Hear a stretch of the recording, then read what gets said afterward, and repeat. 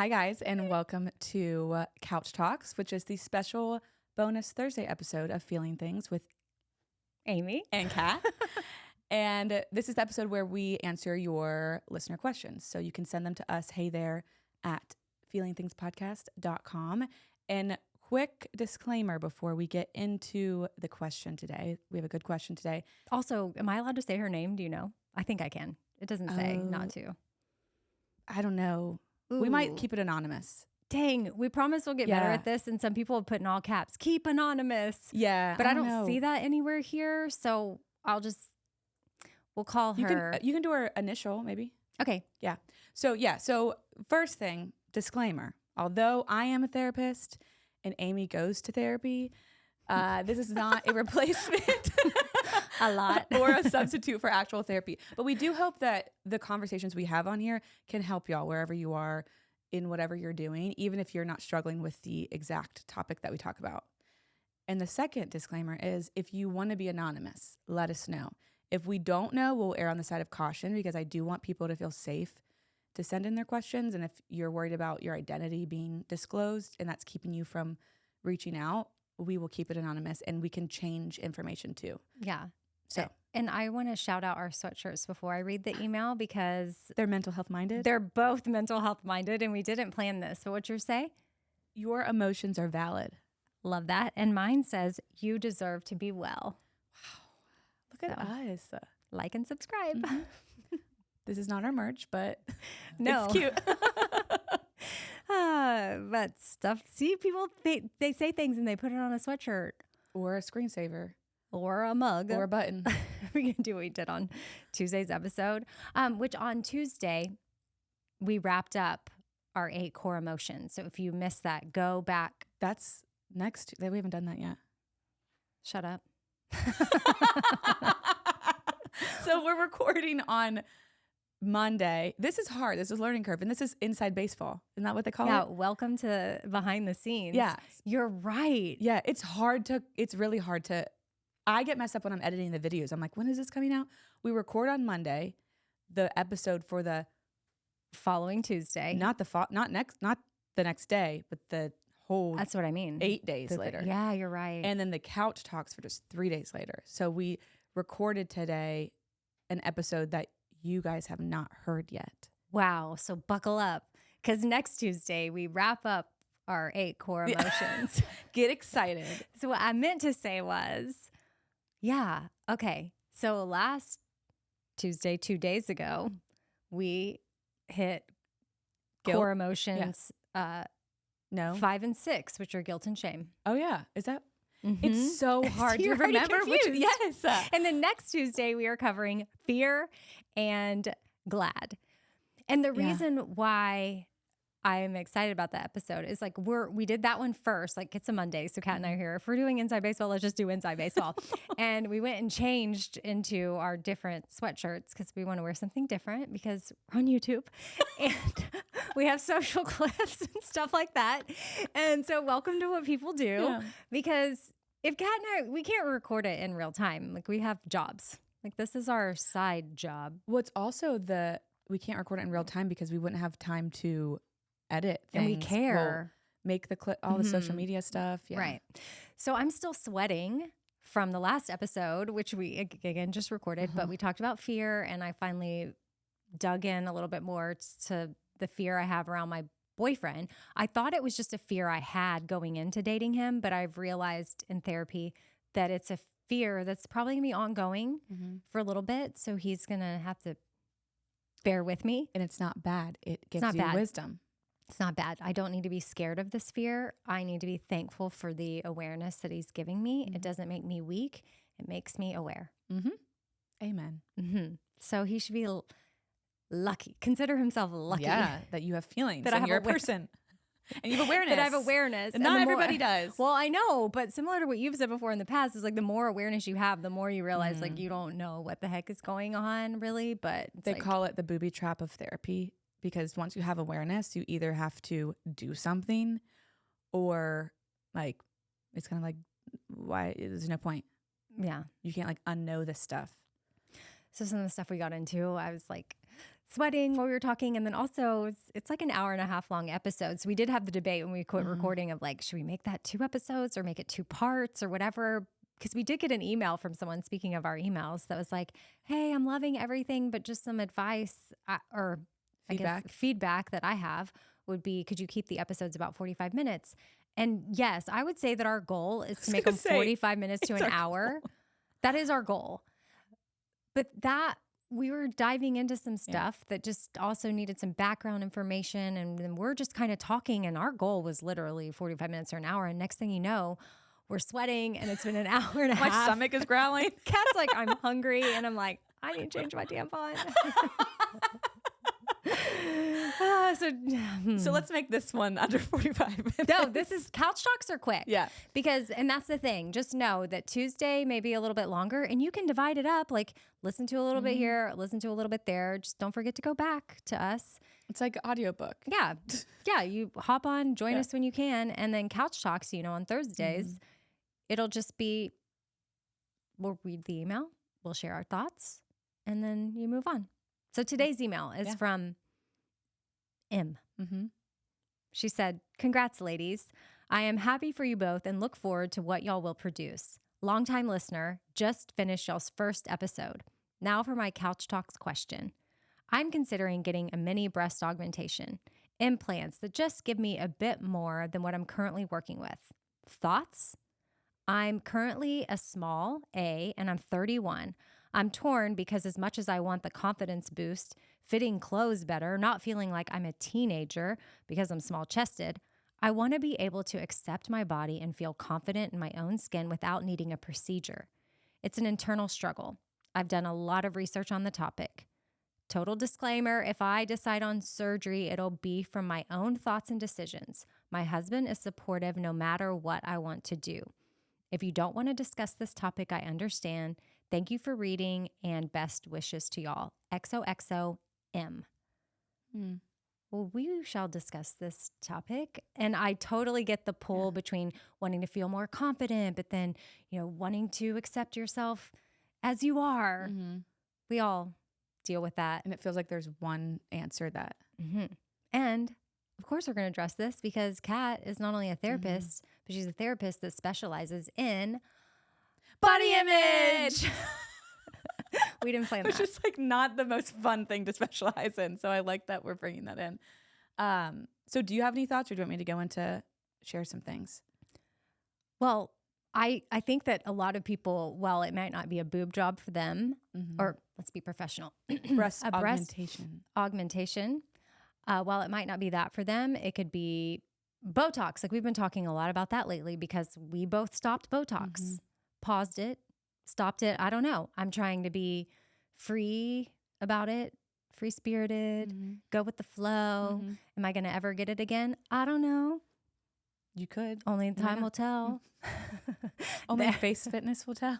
Face fitness. I mean, my face fitness, I tell you what, that is a whole nother thing. But I am enjoying it. It's very relaxing. But my wrinkles are getting more obvious by the day because I had been freezing them for quite some time. So I'm enjoying the expressions. And I don't know what's going to happen with it. But people might be dealing with it with Botox. It might be other things they're trying to navigate or do. What are other, like it could be a hair thing that you're considering where you're like, do I really want to do this? Or am I trying to do it because of XYZ or, our skin? Yeah. Like, I just wish I could accept my pale skin as it is. It's a constant struggle with my self-tanner and my Irish skin.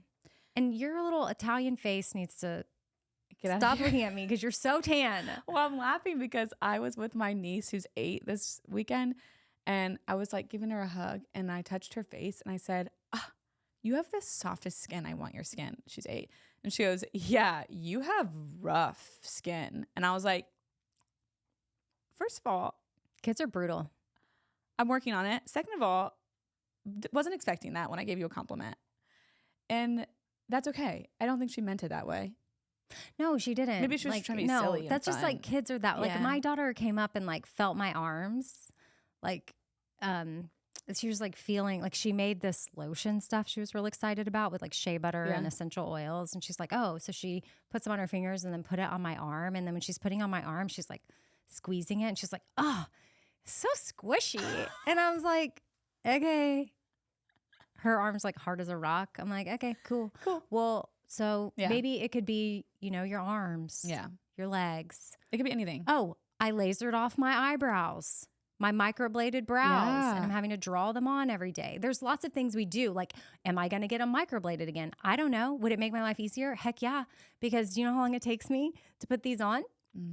Depends like on 10 minutes. Yeah. And what if you mess up? Then it's 20. I have to start over. So that's my point. People might be like, meh, well, I'm not going to get a boob job. But you might have other things that you're like considering. And the wisdom Kat's going to give, because she's a specialist. Well, as you're saying, I'm glad you brought all of the different things up, because the first thought that pops in my head when I hear somebody talking about something like that is it's the root of all of that is very similar. Like could be very similar. The hair, the eyebrows, the Botox, the whatever it is, the breast augmentation, the skin treatment, I don't know. I wore colored contacts in high school. I wear purple contacts in high school. We can talk about that later. Because we could dig into that whole thing. But they can be coming from the same like root.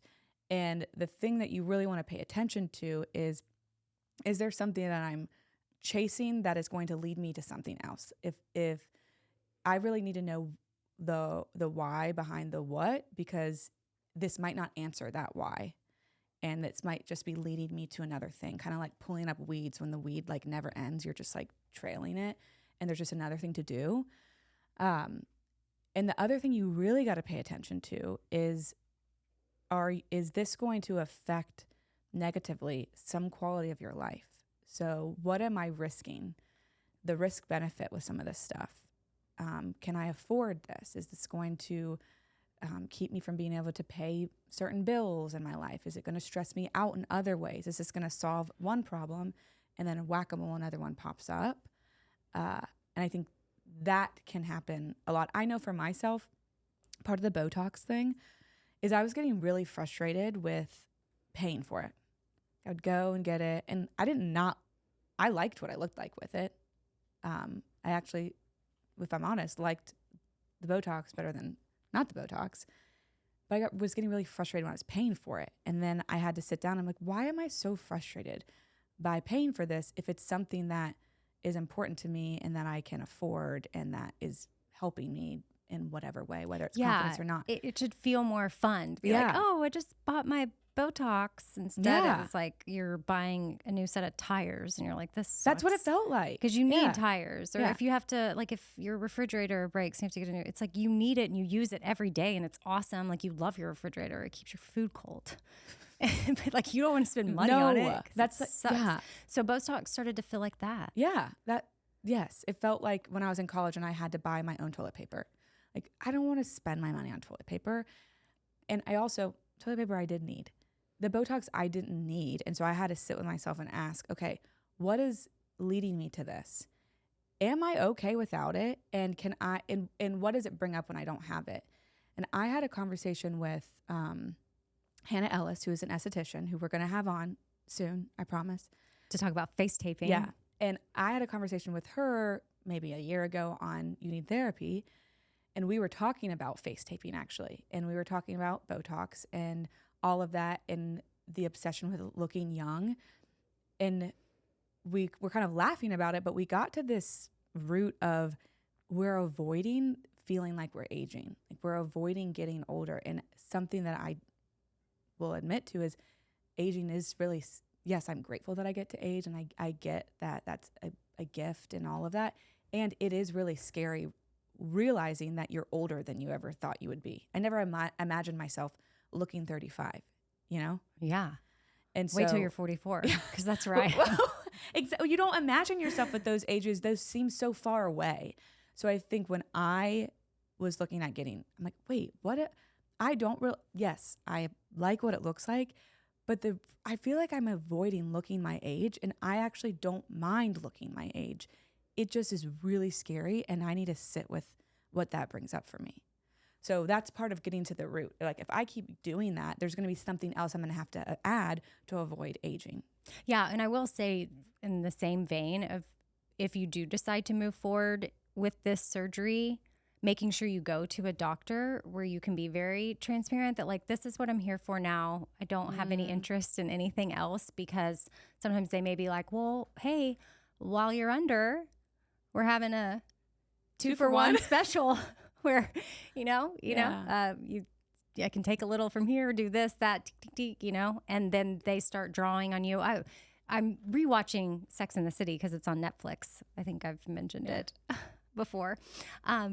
But for me, it's just a show I can have on in the background. And Samantha went to a plastic surgeon for something, and he ended up drawing red all over her face, like all over her face, her body, like, we could do this, this, and this. And she walked out of there feeling like so low and just blah with herself. And while you don't want to think that a doctor would actually do that, this is their business. And let's hope that most of them wouldn't. But you could be in a position where they bring up something else that you didn't notice before, and suddenly now you're insecure about it. And you're like, well, I am going to be under, since I'm under anesthesia, and might as well. And it's 2-for-1. So, or whatever the special is, which I would avoid a plastic surgeon that has any specials like that. But you want to go to somebody that you feel comfortable with. So I would get recommendations from friends. I would interview multiple doctors or have multiple consultations. That way you can compare and you can make an educated decision. And even doing the consultation, that's something, you haven't done it yet. So if you're interested in it, part of like trying this on, it's a very permanent thing. So I get, it's going to feel different than getting bangs, right? Your bangs are going to grow out. Your boobs are not going to, well, I guess you have to update decide, them. But like your bangs, you can grow them out. But if you don't want the boobs anymore, you have to have surgery again. Right. So it might be helpful for you to like try on what it feels like to go do it by going to these consultations and really note, what did I feel like when I was going there? What did I feel like when I was there? What did it feel like when I was leaving? Like act as if, and see if that feels good to you versus this being more of an elusive thing. And then you don't have to go through with it. Or you could be like, actually, I felt really good and that felt exciting to me and I felt really safe there. You never know.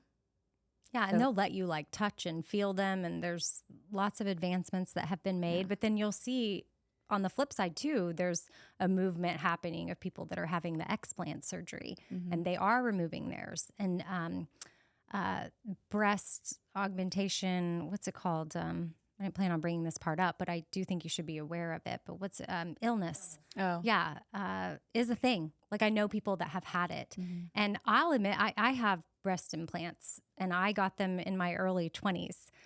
I'm 44 now, but I was very young. It was like one of the first decisions I made as an adult. And I don't know that I would have made that today, but I made it then.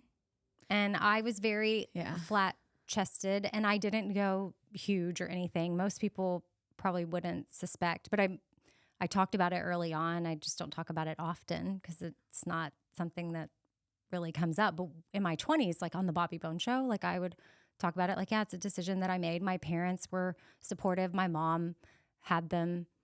My dad's wife at the time had them. So in my world, it was like, oh, this is what you do, I guess. And I don't know. I felt insecure. My boyfriend at the time was supportive. Although by the time I ended up having it, he'd already broken up with me. And I'm like, dang it. How supportive was he?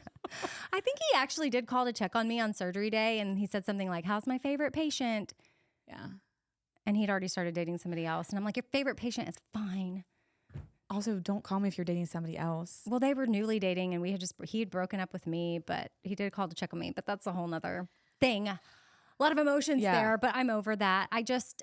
I think that I was young at the time. I didn't have these questions to ask myself. I didn't have these tools. So I don't know what 44-year-old me would do, but I have thought about explant. Okay. So maybe talk to multiple people who we'll unpack experienced that later. Well, maybe just explant for whatever reason, just because they were like, this just isn't me anymore.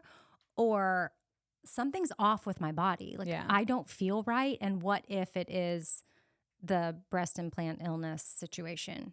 Yeah. And then, because people do talk about once they've had them removed, whatever goes symptoms they had go away.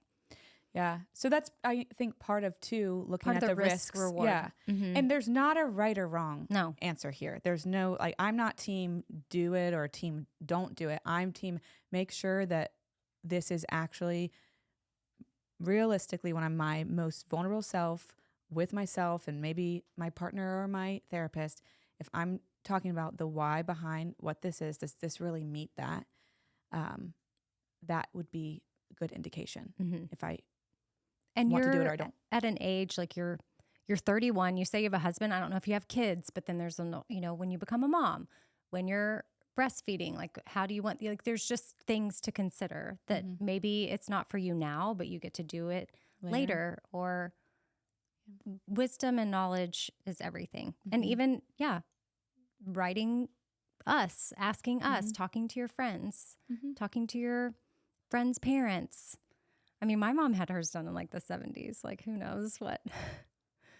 Did she have them hurt until she died? She never, because they say too, this is another thing that you should update them every 10 years. update them? Is there a better word for that?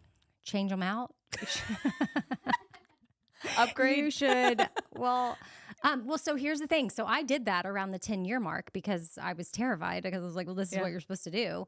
But I know when I originally got mine, I was saline because silicone was out. So this was early 2000s. And they're like, oh, yeah, no. We don't do silicone. Everyone's doing saline. So I did saline. Fast forward a little over 10 years when I got it done. I think I got it done probably around the 12-year mark. And they're like, oh, saline's out. Silicone's back in. Like we have an improvement. And so there's always things changing. Yeah. Get the newest model. I might be coming up on another 10-year mark. So maybe I just get them out. So it is every 10 years.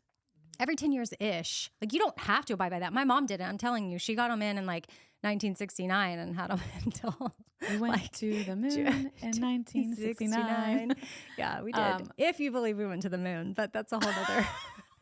That's a whole nother podcast, but that's a good point though, because she had them in. You have to, like then it's like this expense that you have to like be able to keep up with. Yeah. And do you want to go to a male doctor? Do you want to go to a female doctor? My first time I went to a female doctor, and then my second time I went to a male. Did you like one better than the other? I think I prefer the female. Yeah.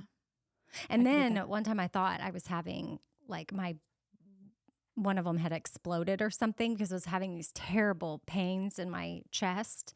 And so I booked an appointment to get an exam to see, because I was like so terrified that it had like ruptured, and it was anxiety. So I went to him. I went and got a heart oh my gosh test at the hospital. You're like, my implant exploded. And they're like, you have anxiety. Well, he didn't know for sure, but he's like, I can tell you that nothing's wrong with your implant. Like he felt around and did whatever he needed to do. And he's like, you're good. So then I was like, okay. Well, so then I go to the hospital and I have these heart tests done, which I really feel like nobody gave me a menu with prices. Oh no. Because then when I got my bill, I was like, well, shoot, because it ended up being anxiety and I felt like I paid a ton of money. Yeah, and but like, where was the menu? There's no price tag on making sure you're not dying. But I still would have like made different choices with the menu, because I would have been like, well, maybe I should go see a psychologist first. With the menu. Like a menu. Yeah. So there you go. Good luck with that. Well, I'm glad you added the 10-year. I'm sure if you're looking at getting these, you know that. But that would impact me as part of the Botox thing. Why am I doing this every 3 months? Oh my gosh. If Botox was once every 10 years, I might feel different. And a doctor may have updated information on that. That's just what I was told at one point. And obviously when I went back in for the 10-year, they're like, oh yeah, for sure. Yeah. You need, because I'm like, this is also a business. Oh yeah. So could they be like, yep, actually we've changed it to every 5 years. I don't know. Yeah. Who do we trust around here? Ourselves. Yeah. And that's the thing too. Listen to yourself. Listen to your gut and ask yourself those questions of like, what's at the root of this? And getting it is okay. Again, I love that you said too, there's no right or wrong answer. There's no judgment here at all whatsoever. To make sure. But keep us posted. Yeah. Keep us posted. Yeah, we love updates. So hey there at feelingthingspodcast.com is how y'all can email us. And you can also call. You can call 207. You sounded so sad when you said that. Because I'm trying to remember the number. Oh. 877-207-2077. And leave us a voicemail because we could also do that for Couch Talks as well. And we are at Feeling Things on all the socials, YouTube, whatnot. And Kat is at Kat Van Buren and I am at Radio Amy. And we hope that you are having the day you need to have. Bye. Bye.